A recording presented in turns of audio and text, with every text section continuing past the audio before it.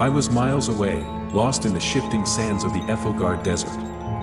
The sky above me was a vast expanse of violet and gold, and every step I took in the hot, whispering wind felt like a step further away from the world I once knew.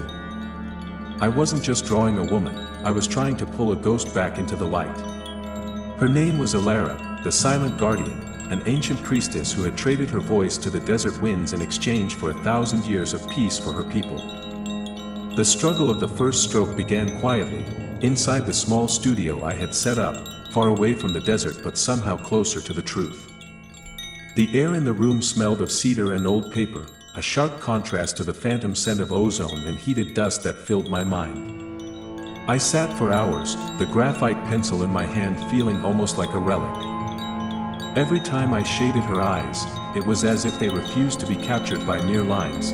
They held a weight, a history, that no modern mark could contain. I lifted the lead, erased, and tried again, as if searching for a balance, a gaze both weary and infinitely kind. And as I drew, it was like Elara was watching me back, measuring whether I was worthy of telling her story, her pupils reflecting a sun that had set 10 centuries ago. The weight of the jewels. The weight of silence settled over me as I moved to the jewelry. According to the legends, every gem in her necklace was a secret of the unspoken. Each traveler who reached her temple would whisper their heaviest burden, a betrayal, a lost love, a hidden crime, into a jewel, and Elara wore them, one by one, so they could walk away light. I pressed harder and harder on the paper, trying to capture those burdens. I focused on a single sapphire at the hollow of her throat. I wanted the viewer to feel the coldness of the grief trapped inside it. My lead nearly snapped under the pressure, a sharp crack echoing in the quiet room like a traveler at his limit. And the veil, oh, the veil was another battle. It couldn't just be fabric, it had to look like it was spun from spider silk and moonlight, each thread interlocking like a web of prayers. My hand cramped as I worked, the muscles in my forearm knotting, but I couldn't stop. To smudge a single line would be to tear the shroud that kept the desert's fury at bay. I used a fine-tipped eraser to pull highlights out of the darkness, creating the illusion of light passing through sheer, ancient linen. The hands of the storm. Then came the hardest part, her hands. In every old story, Elara's hands never shook. Even when the temple walls trembled with sandstorms that could strip flesh from bone, her hands remained still. I drew them again and again, my own hands trembling in comparison.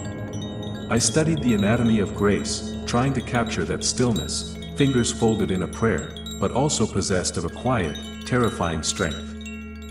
When the curve of her fingers finally held both power and surrender, a chill ran down my spine that had nothing to do with the air conditioning.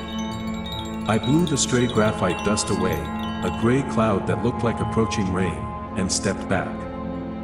There she was. She looked as if she had just risen from the great sand sea, her braids heavy with the grit of forgotten history. The drawing wasn't perfect, but it was alive, it had a pulse I could almost feel through the floorboards. The city of spires. As the storm outside my window died down, I swear I saw the edge of her veil flicker, a draft that wasn't there, and I knew she was back, ready to be remembered. But as the desert winds of my memory carried her story farther, I realized the drawing was merely a map. There was a first secret, a lost city, and something more that lay just beyond the horizon of the paper. One evening, as violet shadows stretched across the dunes of my mind and the real world faded to a blur, I followed a faint shimmer in the sand. And there, beneath the endless sky of Ethelgard, I found it, Orinxia, the city of spires. It gleamed like a mirage at twilight, its towers carved from translucent salt and obsidian. Legends whispered that Elara once guarded the entrance, not to keep people out, but to keep the city's heart from bleeding into the wasteland. I walked through the gates of the drawing and into the sand. The air here didn't taste of graphite, it tasted of ancient copper and heat. The spires hummed a low, dissonant frequency, the sound of 1,000 years of trapped voices. At the center of the plaza stood a statue of Elara, but her hands were empty. The necklace I had spent hours rendering was missing. It occurred to me then that the secrets of the unspoken weren't just stories, they were the keys to the city's survival. Without the weight of those burdens to anchor the salt towers, Orinxia was drifting, slowly dissolving into the wind.